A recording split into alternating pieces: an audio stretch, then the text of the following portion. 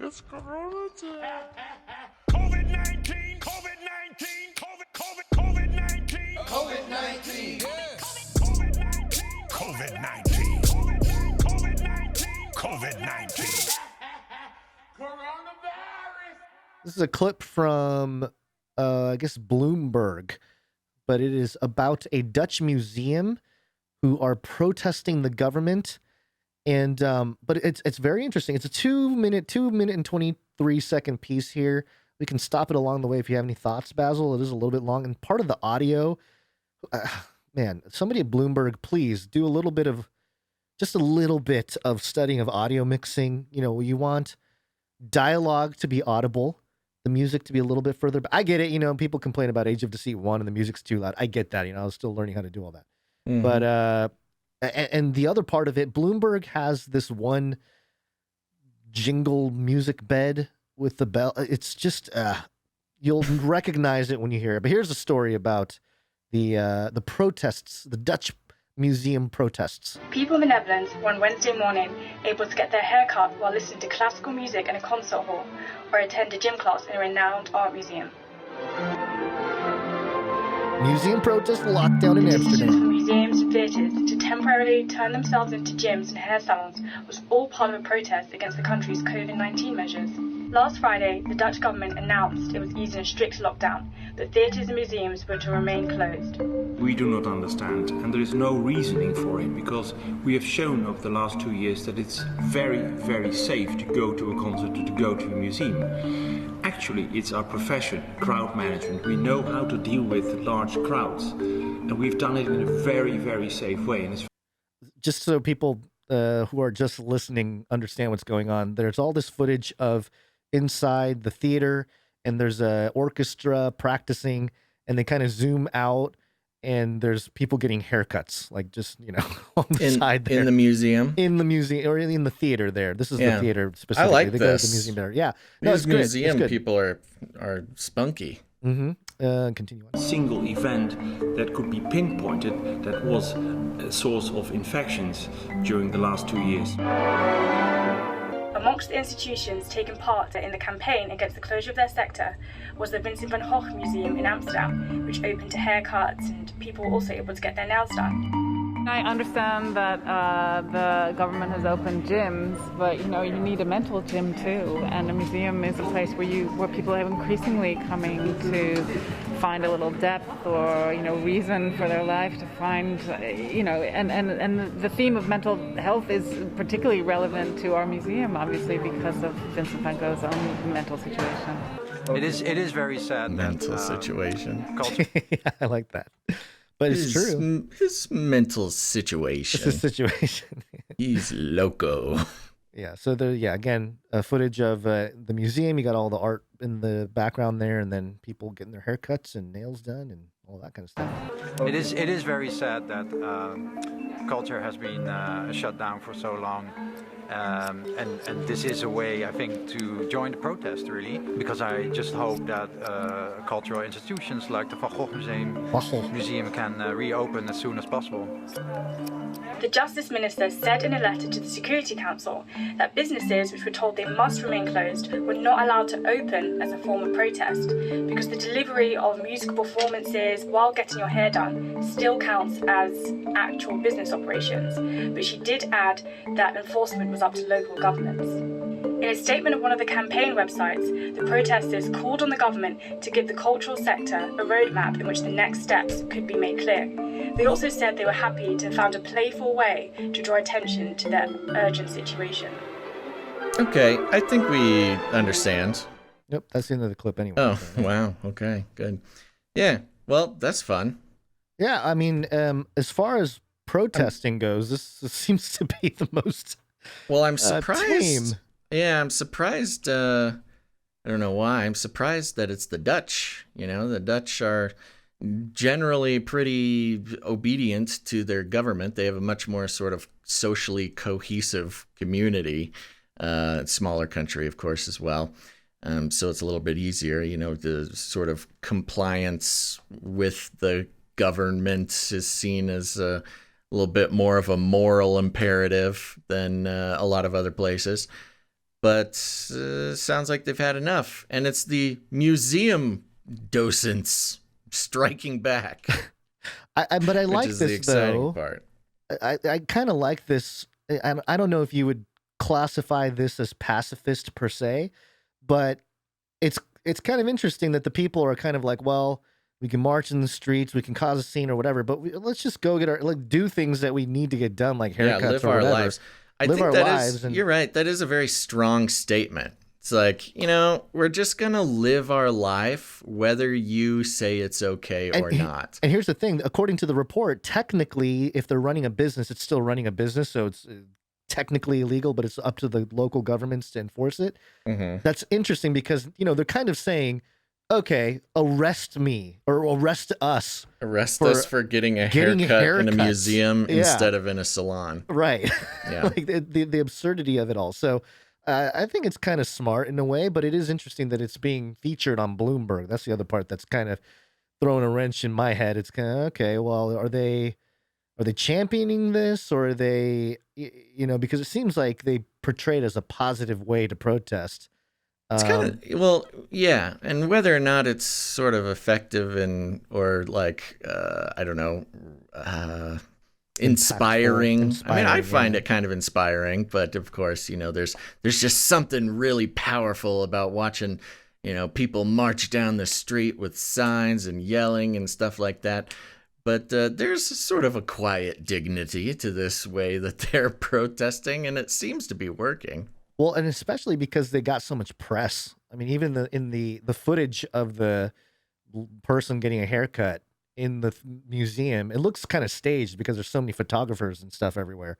So the word must have gotten out. I wonder if this is the government themselves saying like, hey, we don't want any infrastructure damage. So why don't you guys that would be a pretty haircuts? Funny like propaganda psyop campaign. Play, yeah, like a misdirection. We don't want play. people throwing bricks through windows, so we'll just make a big deal about how effective, how smart you guys are, how playful you are with your protests. Hopefully that they would inspire anybody else who wants to protest by getting a haircut, not lighting a building on fire or something.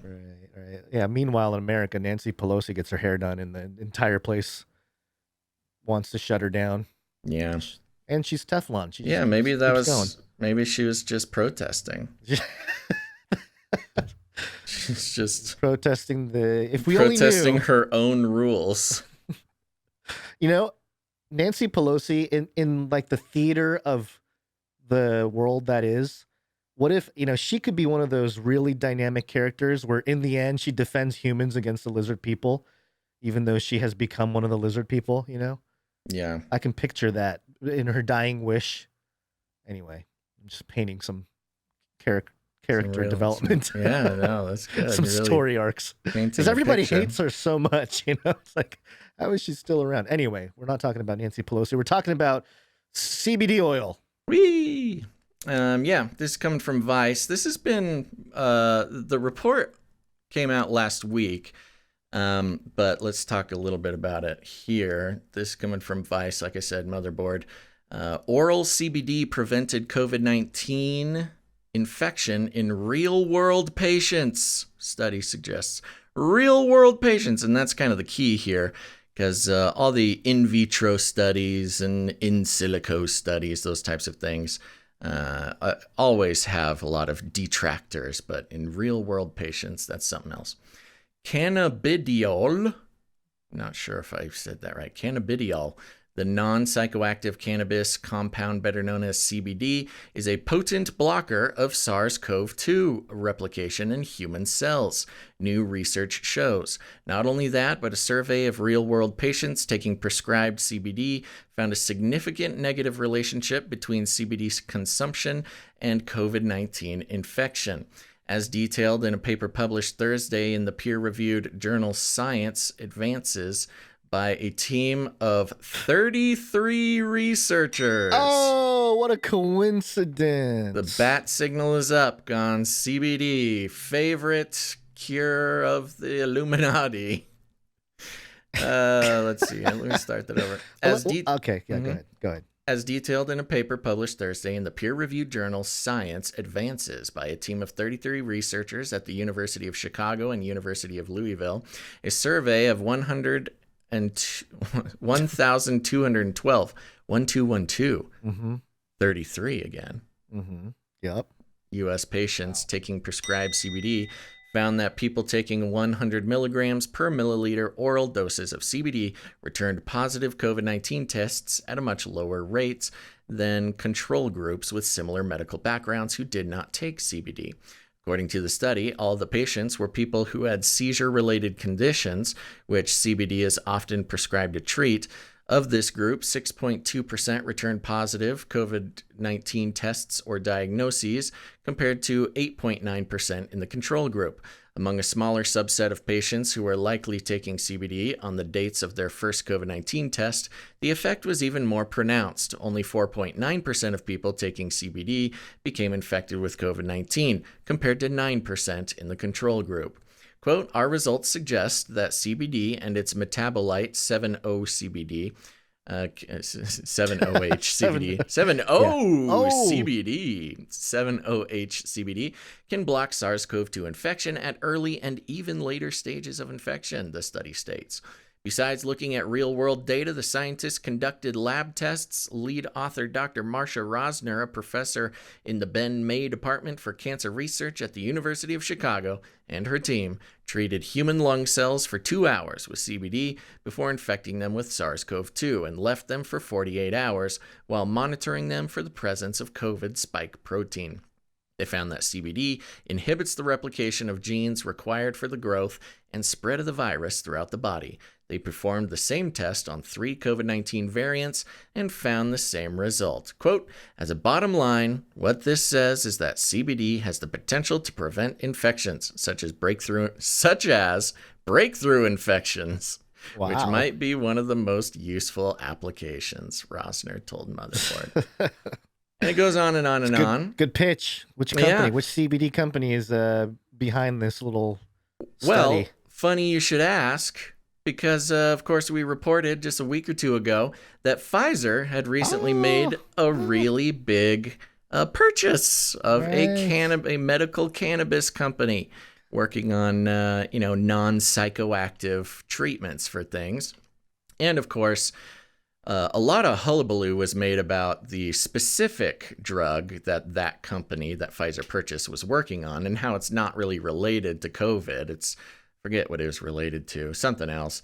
But, that's why you buy a cannabis medical company, not for whatever product that they're working on and failing with, obviously, because they haven't come out with the product and they're trying to get out of the business. But, you purchase the infrastructure, the cannabis medical infrastructure infrastructure, the brain power of the employees, the know-how of the technicians and the laboratories already set up to do, cannabis research. So I think now there's been previous studies. This is not the first one to show that different cannabinoids have an effect on SARS-CoV-2. But I just think it's very, in the pandemic world, where mentioning literally anything besides the vaccine having any effect on COVID turns you into some sort of Trump-supporting right-wing terrorist. Ivermectin, no. Quercetin, no. Hydroxychloroquine, no. Okay, what about these other things, some other supplements, vitamin D? No, you crazy conspiracy theorist. And then, boom, Pfizer purchases a marijuana company, and suddenly CBD is the cure for COVID. It's just a complete turnaround on how we've experienced, potential cures for COVID, including like natural cures. Every single person on the internet who says like, oh, this natural remedy might help with your COVID. Boom, banned from Facebook, banned from YouTube, conspiracy theorist, fact-checked on Reuters, this whole thing. But then suddenly, CBD comes out the week after Pfizer buys a marijuana company, and everybody's just like, "Oh, yay! A natural remedy to COVID." In a study with 33 researchers, exactly 33 and 12 researchers, patients. 33 numerologically 33 patients. Yeah, you know, I don't know how true that this is a rumor I heard, and I've never looked into it, so I have no idea. I know CBD is somewhat popular amongst kind of the fringy or alt crowd or whatever it is. But I did hear a rumor. Again, rumor. I have no idea if this is true. Okay. The whole CBD market that came to America and got really big in the last few years is all a Russian thing. Like Russia influenced the whole thing. Yeah, I don't know about that. Maybe. Yeah. But the other I know it's not much of a thing, but the other thing is, one of the big economic changes that we're about to experience and see around the world are CBDCs, central bank digital currencies, and of course CBD oil. Having the same thing there, same three letters at the front. And I was thinking, since data is the new oil. Are we? Is this kind of the beginning of the merge of the central bank digital oil, CBD? Whoa! Because CBD oil prevents COVID. Interesting. CBDCs, digital currency. We're living in a simulation, so that kind of thing would make total sense. It would combine at one point where the only way you can operate a central bank digital currency is if you're high on marijuana. If you're high on, well, you can't get high on CBD, but yeah, you're injected with government issued CBD oil. That is quite the theory, Gonz. You've got a beautiful mind. But I will say that. I do want to make clear. I believe just in general that this is probably true.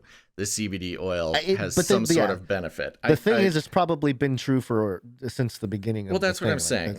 I don't want somebody to hear us talking about this and think that we don't think CBD oil is a thing.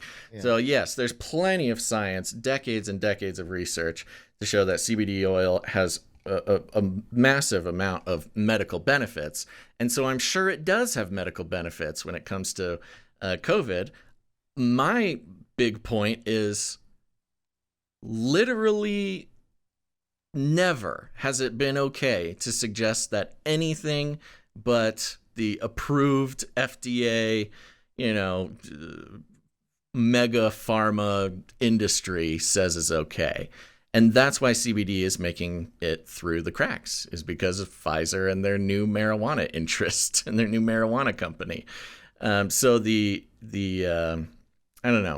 narrative, for those who aren't thinking about it and don't think about it often and don't make a point to hold the media and other industries accountable for what they say and don't say and what they push on other people and then turn around and do themselves, you wouldn't notice. But if you're a Canarian and you listen to the show, and you can see how this is a complete 180 and only allowed to slip through the cracks because it benefits Pfizer and their new, marijuana company. Well, I have this fun little thing to tag to that. Newsweek, mirrored by MSN, just came out with this article. Fact check. Did studies show that marijuana prevents COVID transmissions? Oh. The claim. Fun. Latest research into the impact of cannabinoid compounds on SARS-CoV-2 replication has generated a buzz on mainstream and social media, leading some users to claim that consumption of marijuana can prevent or fight COVID infections. Again, a little misdirect there. Who's doing this fact check? Newsweek. Oh, interesting. My gosh, my phone just keeps ringing. All this time, my phone's been blowing up too this show. Yeah, what's going on? I don't know. They're trying to interrupt us. All this time, we've been listening to the CDC. We should have been eating CBD. ABC's Jimmy Kimmel said on his show last week. Okay, so it goes on here. It goes on to all the Bunny people. Jimmy Kimmel. The facts. Since the start of the coronavirus pandemic, there's been a number of scientific studies exploring the potential links between cannabis and COVID-19, including a January 2021 study assessing antiviral potencies of cannabinoids against SARS-CoV-2 and an Israeli study in developed CBD, blah, blah, blah, blah, Skip blah, to blah, blah. the conclusion. Okay, so it goes through like 50 paragraphs of facts. And then the ruling, mostly false. What? The explanation here. Newsweek. I think they meant a number of scientific studies into the effects of CBD or compounds derived from cannabis on SARS-CoV-2 virus transmission have indeed shown promising results. Okay. These studies, however, did not broadly assess possible medicinal qualities or antiviral properties of the marijuana plant, which contains many other compounds in addition to CBD and its recreational use. Researchers also explicitly warned against the use of existing means of CBD delivery, such as edibles or inhalation, for treatment or prevention purposes, and highlighted the importance of vaccinations against COVID. So they're basically saying, funny. No, the claims aren't true. The only way to do it right is do it the official way, which Pfizer will gladly show everybody how to properly take CBD to prevent COVID. Right. You can't just get the oil down at your local CBD outlet. You have to get the Pfizer version. cannabis pill, the CBD pill or injection or whatever. Oh, my gosh. Okay, well, great. Looking forward to that hitting the market and confusing all the truthers that are all into CBD. It is not confusing at all. I think it's very clear. But it'll be funny to be. Yeah, I don't know. Okay. One more quick story before our break here. And it's not even a story. It's a list from Buzzfeed. You know Buzzfeed. They like to make lists. That's their whole thing. This one is titled, "People are sharing things they don't do anymore because of COVID.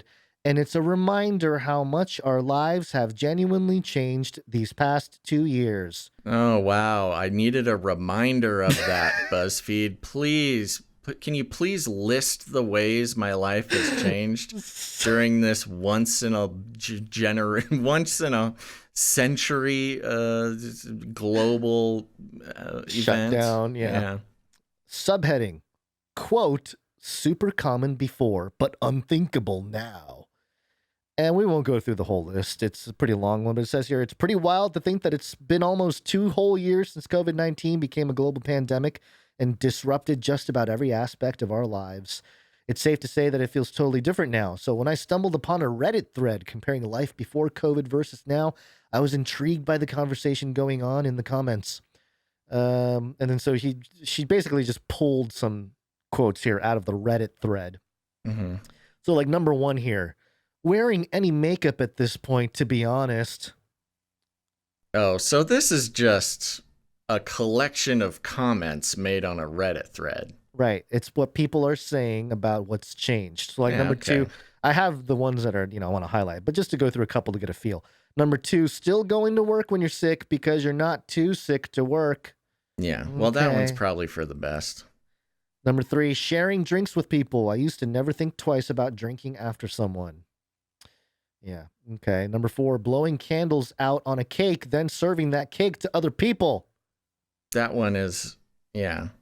Yeah. Okay. It gives I them did other for stuff. fun get to use what is it?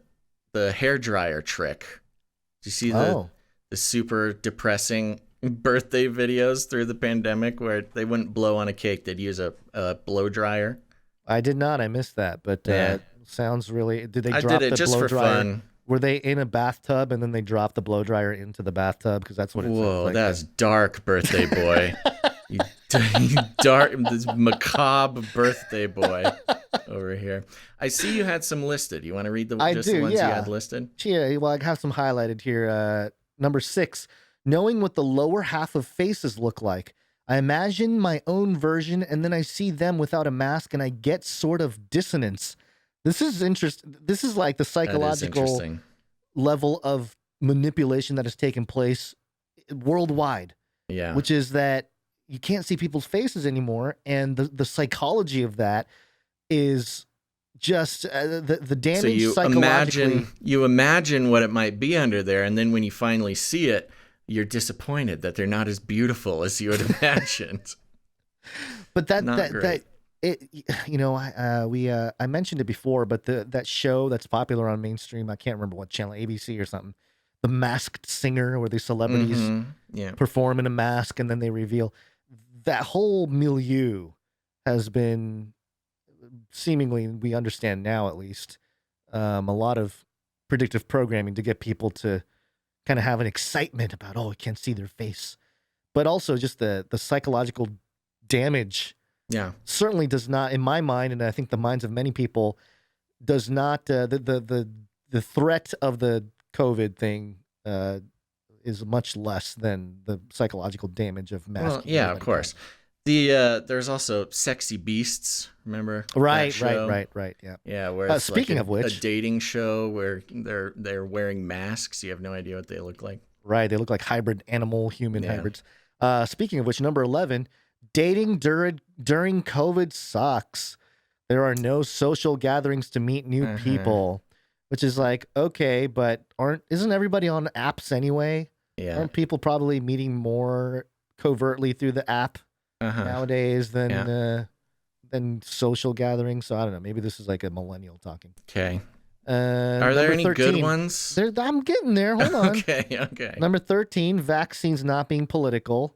And I would argue they were always kind of political. They just were. weren't. Yeah, this person just wasn't tuned in Yeah. to the whole Number thing. 17 here, going to a hospital without a mask. Super common before, but unthinkable now. That's where that quote comes from. And I guess, yeah. This one, number 18, salad bars. Yeah, I like 18. Salad bars were always kind of sketch, but I miss them. They were always kind of sketch, but I've had a salad bar recently and I'm fine. So go eat salads, folks. Oh, maybe that's the message here. Don't eat salads. You got to eat your vaccine burgers. Oh, yeah, you're right. This one was the one that really stuck out to me. Number 20, in the southern U.S., a handshake used to be a given. Now everyone has to do this weird half attempt or ask if it's okay to shake hands. Most people have just stopped. It's so bizarre. Yeah, I've noticed a little bit of hesitation. I have not shaken anybody's hand, but I've noticed that there's an extra second before you reach out and shake someone's hand. Everybody's trying to feel it out. That is interesting you say that, because I have been completely unaware of, like, I only recognize it afterwards. Like, I've noticed a couple times where I see some friends and I just, I say what's up to him, I grab him, I hug him, whatever. And a couple times where they've been like, oh, okay, like, yeah, all right, and it was like, oh, you didn't. This is what we always like. I didn't even think about it, but I guess people's minds have been changed. Remember what was it? It was like the G7 or something, and all the world leaders were getting together and they were elbowing, and all the mainstream media was like, handshakes are gone forever. Watch the presidents of the world bump elbows. This is what we're doing now, folks. They tried so hard to make it a thing, and thank God it did not stick, because it is so awkward. There's another psychological thing. Watching movies with scenes of crowded elevators and no masks. Yikes is all I can think now. Oh my gosh. Someone with a serious brain. These are emotionally damaged children. That's what making I'm saying. This list. This entire list is literally just people who have had emotional and psychological damage from this thing. And it's because they bought the fear. And I blame the media for a lot of this. Oh, yeah. Obviously the governments and all that, but the media really, and no real barrier of protection from parents, or, you know what I mean? Just, man, they really pulled off a big thing here with the pandemic. Yeah. All right. Well, that's the end of the list, right? Yeah, that's the end of the list. Okay. Thanks, BuzzFeed, for wasting our time.